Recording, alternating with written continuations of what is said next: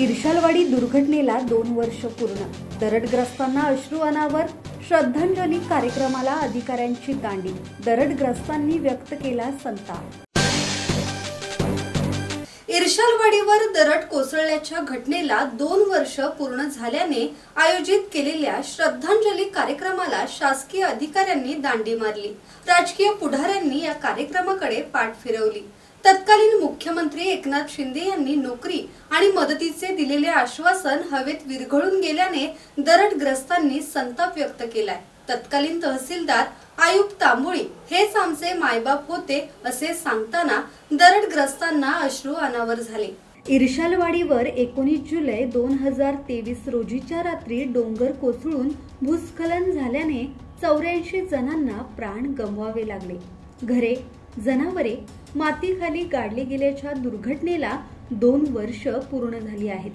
दुर्घटना घडल्यानंतर वर्षभर तहसीलदार आयुब तांबोळी, नायब तहसीलदार सुधाकर राठोड यांनी पालकत्व स्वीकारून पक्की घरं उभारण्यासाठी काम केले. तत्कालीन मुख्यमंत्री एकनाथ शिंदे यांनीही अनेक वेळा भेट घेऊन कुटुंबांना धीर देत रोजगार उपलब्ध करण्याचे आश्वासन दिले होते. दरडग्रस्त गावात घरं बांधली, पाणी, रस्ते, वीज दिली, मात्र रोजगार नसल्याने उपासमारीची वेळ आली आहे. विजेचे बिल भरताना नाकीनऊ आल्याने दुसऱ्या वर्षश्राद्धात अनेकांच्या अश्रूंचा बांध फुटला. नोकऱ्या काही पोरांना मिळाल्या नाही. जे अनाथ पोरं आहेत, काही शिकलेले आहेत, त्यांना रोजगार मिळाले नाही. इथं आणल्यावर काय त्यांचं एकदम रोजगाराचंच सर्व काही गोष्टी साधन नाही. आणि जे काही गोष्टी आहेत आम्हाला दफनभूमी अजून भेटली नाही. जे आमचे लोक काय हे झाले तर आम्हाला दफन करण्यासाठी आम्हाला एक जागा लागतो, तर आम्हाला दफनभूमी मिळावी ही आमची मागणी आहे. आणि काही लोकांना रोजगार मिळावा. या तळी भाग आहे 263 एकर आणि 6 एकर 7-12 जागा आहे.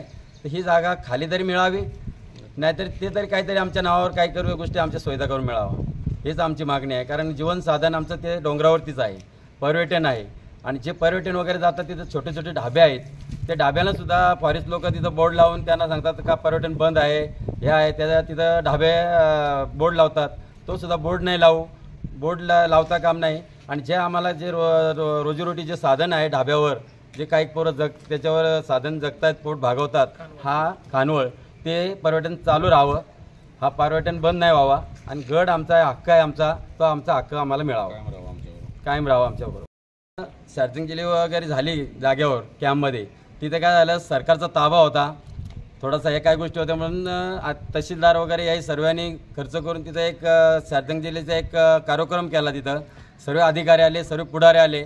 आणि इथं जे आम्ही जे आता जे वेळ आता हे 2 वर्ष झाले आणि 19 तारीख ह्याच वर्षी आणि ह्याच महिन्यात झालं होतं. तर ह्या महिन्यात आम्ही आमंत्रण सर्वांना कळवलं होतं, पण इथं काय कोण आलेलं नाही.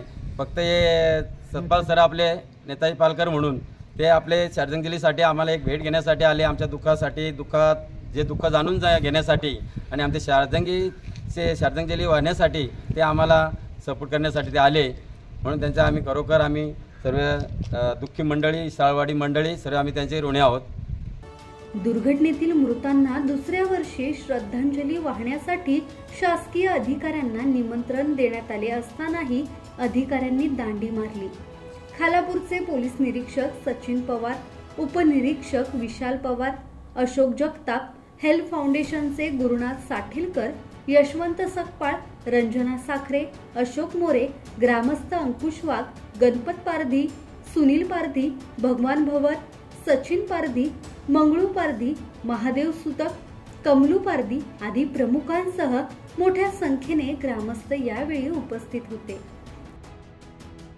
संदीप ओवाळ, संवाद मराठी लाईव्ह, खालापूर.